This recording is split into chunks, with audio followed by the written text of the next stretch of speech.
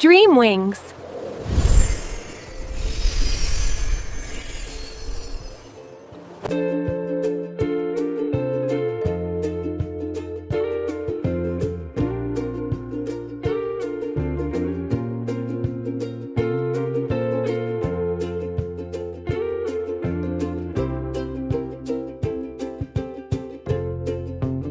पुराने जमाने में बर्फ से ढके पहाड़ों और खामोश वादियों के बीच एक गांव था जिसका नाम था एल्डोरा। इस गांव के बीचों बीच एक अजीबोगरीब पत्थर खड़ा था, बहुत ऊंचा, स्याह और इस पर कदीम नक्शो नगार बने हुए थे।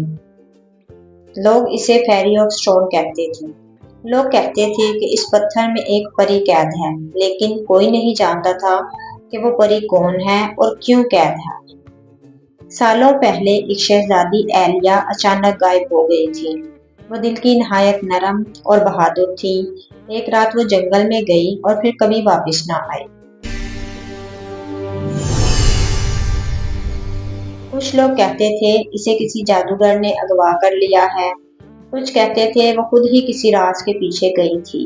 गांव के बुजुर्ग अक्सर सरगोशी करते, पत्थर पर जो आंखों जैसा नक्श है वो एलिया की आंखों जैसा लगता है, लेकिन कोई यकीन से कुछ न कह सका। ये नक्श किसी की आंखों जैसा लगता है।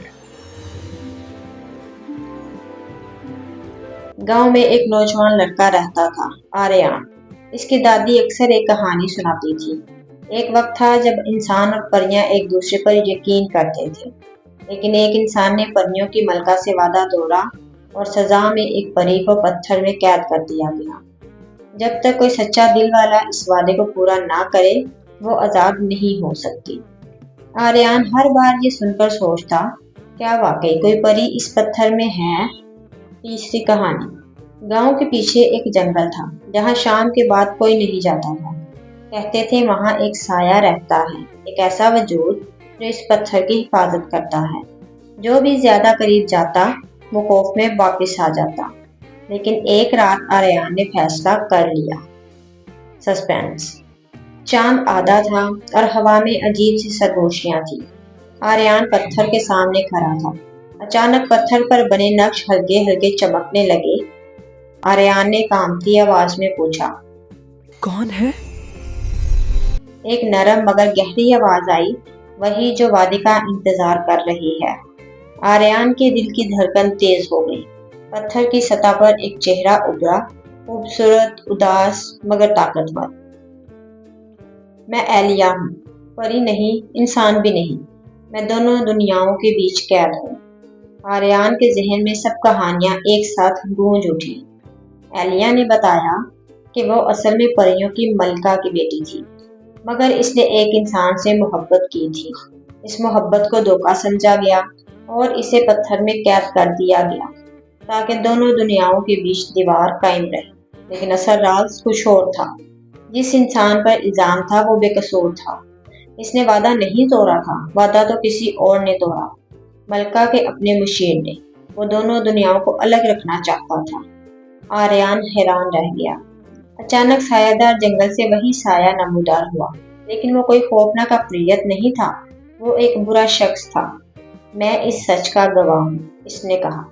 पता चला कि आर्यन के खानदान का ताल्लुक इसी इंसान से था जिस पर इल्जाम लगा था। आर्यन इस वादे की आखिरी कड़ी था। एलिया की आंखों में आंसू चमकने लगे। अगर तुम सच पर यकीन करोगे तो मैं आजाद हो जाऊंगी, लेकिन इसके बाद दोनों दुनियाओं का पर्दा हमेशा के लिए उठ जाएगा। खतरा भी हो सकता है। आर्यन ने आंखें बंद की। मैं खौफ से नहीं, सच से फैसला करूंगा। आर्यन ने पत्थर पर हाथ रखा। मैं वादा पूरा करता हूँ, सच को कबूल करता हूँ, दोनों दुनियाओं को अलग नहीं, जुड़ा हुआ मानता। पत्थर जोर से चमका, जमीन हिलने लगी, साया हवा में तहलील हो गया। एक लम्हे को लगा सब खत्म हो गया, फिर खामोशी छा गई। पत्थर टूट चुका था, लेकिन एलिया गायब नहीं हुई थी। वो सामने खड़ी थी, रोशनी से बनी मगर हकीकी। कैद खत्म हो गई, लेकिन अब मैं मलका नहीं बनूंगी, मैं दोनों दुनियाओं के बीच पुल बनूंगी। गांव के लोग जाग गए थे। उन्होंने आसमान में रोशनी की ओर दरिया देखा। परियां और इंसान पहली बार खौफ के बगैर एक दूसरे के करीब आए।